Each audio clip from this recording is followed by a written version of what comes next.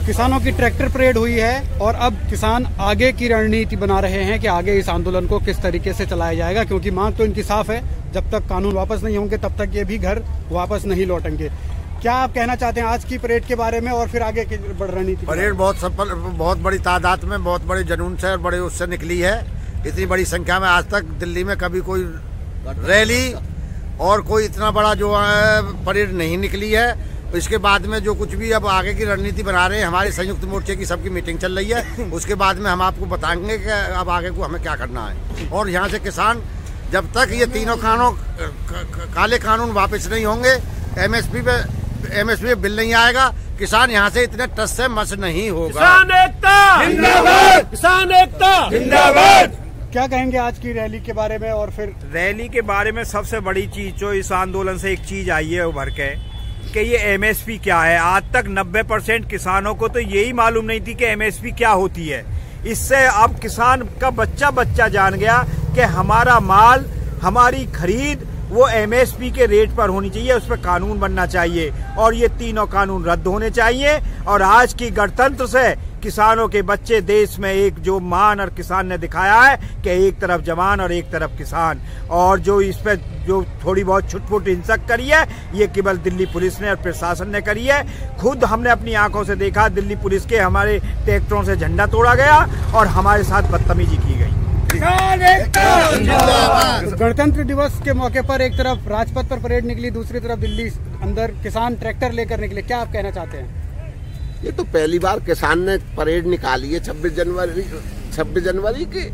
पहली बार आया देश का किसान निकल के, कि हम भी तो देखें, जो ये हर बार ये निकाले अब कि हम भी शामिल होकर देखें। तो इन्हें गवर्नमेंट को कहाँ ये अच्छी लग रही, नावजार लग रही, सबरा झगड़ा इनका किया हुआ है।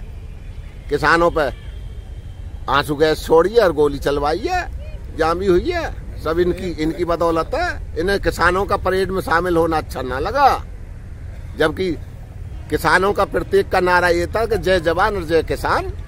जवान को पहले रख रहे किसान और किसान को अपने को बाद में रख रहे जब सही। लेकिन इन्हें अच्छी ना लगी वो बात। रूट यही ना बताया कि ये रूट है तुम्हारा। जब रूट किसान को नहीं बताओ, किसान है क्या पता पड़ रही है कि दिल्ली में कहाँ जाना कहाँ ना जाना। सीधा साधा बोला किसान। तो किसानों में हाँ, जिधर कुछ रास्ता खुली मिली उधर ही किसान चल निकला। हाँ, ये एक आंदोलन है। हाँ, क्या कहना चाहते हैं अंकल आप? आपकी इतनी उम्र हो गई, इससे पहले कभी इतनी बड़ी तादाद में? हमने आज तक ऐसा नहीं देखा। देश आजादी से अब तक जो इस बार हुआ, और ये पुलिस की कमी से जो छोटी मोटी घटना हुई है, आगे बैरिकेडिंग ही जो रूट है हमारा जब बंद कर रखा, जिधर खुला दिखा किसान उधर चले गए। तो आपको क्या लगता है ये एक सोची समझी रणनीति थी कि किसानों के आंदोलन को बदनाम किया जाए? पुलिस प्रशासन की रणनीति थी। और आप देखो कितना मनोहर दृश्य है। अपना झंडा हमारा कम है, तिरंगे लहरा रहे चारों तरफ। हमारी रैली में भी तिरंगा है, हमने राष्ट्रध्वज का सम्मान किया है और वो अपमान पे बैठे रहे। ऐसी 26 जनवरी न आज तक हुई और शायद आगामी वर्षों में भी मुश्किल होने की उम्मीद है। चलिए, आप क्या कहना चाहते हैं? जो आंदोलन आज हुआ है और इसके बाद जो तमाम चीजें आई, लाल किले पर जो कुछ हुआ, लाल किले पर हमारे आदमी ने किया है। ये प्रशासन की सोची चाल थी, उन्होंने करवाया अपने असमाज को भेज के। हमारा कुछ नहीं वहाँ पे, क्योंकि सरकार पहले दिन से ये कहती रही थी कि आंदोलन में कुछ अराजक तत्व घुसे हैं, कहीं पाकिस्तान कहीं खालिस्तान का भी जिक्र कर रहे थे।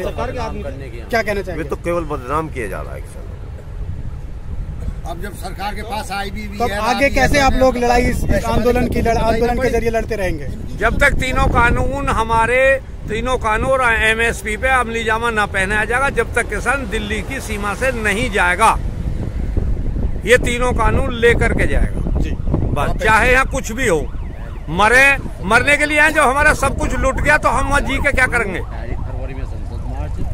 तो क्या है अब आगे, क्योंकि जिस रूप में ये तस्वीर आई है और आंदोलन भी चल रहा है, लेकिन सरकार अलग अलग तरीके से अपना रही है। भैया साहब कह रहे हैं हाँ। जब रोजी रोटी ना रहेगी तो मरना बेहतर है। हमारी रोजी रोटी छीनी जा रही है, जमींदारी छीनी जा रही है। चाहे हम 10 बीघा के मालिक हैं, चाहे 100 बीघा के हैं, हमारी जमीन छीनने की पूरी प्लानिंग है। किसान का जो जमीन का स्वामित्व है वो खतरे में है तीनों कानून से। और एमएसपी के जरिए जो किसान अब तक जो लुटाई हुई है और किसानों का जो शोषण हुआ है, अब की बार इस आंदोलन से पूरे देश का किसान ये जान पाया है कि एमएसपी क्या है, हमको क्या मूल्य मिल रहा है और क्या हमको मिलना चाहिए, हमारी फसल पे क्या वाजिब दाम होने चाहिए, फसल का क्या वाजिब दाम होना चाहिए। और किसान लगातार घाटे में जा रहा है। किसान की सारी जमीन इन्होंने कृषि ऋण के चक्कर में सारी जमीन बंधक बैंक में बना दी है और किसान को कर्जदार बना दिया है।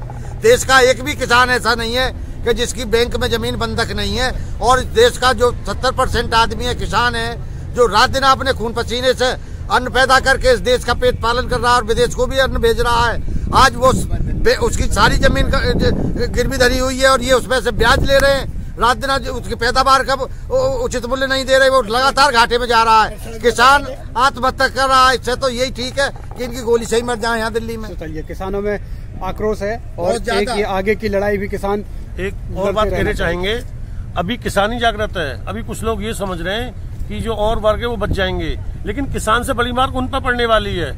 जब उनकी थाली महंगी होगी, जब असली आंदोलन तो जब पता चल जाएगी, जब आम आदमी की थाली महंगी होगी, तब किसानों के आंदोलन की अहमियत भी तब पता चलेगी। ये नजारा है और ये तमाम किसान यहाँ बैठे हुए हैं, फिलहाल आगे की रणनीति बना रहे हैं और चर्चा इसी बात पर हो रही है कि आंदोलन को आगे किस तरीके से बढ़ाया जाए। और ये आंदोलन खत्म होने वाला नहीं है जब तक मांगे पूरी नहीं होंगी। किसान साफ कह रहे हैं तब तक आंदोलन चलता रहेगा। दिवस में हमारी एक परेड थी।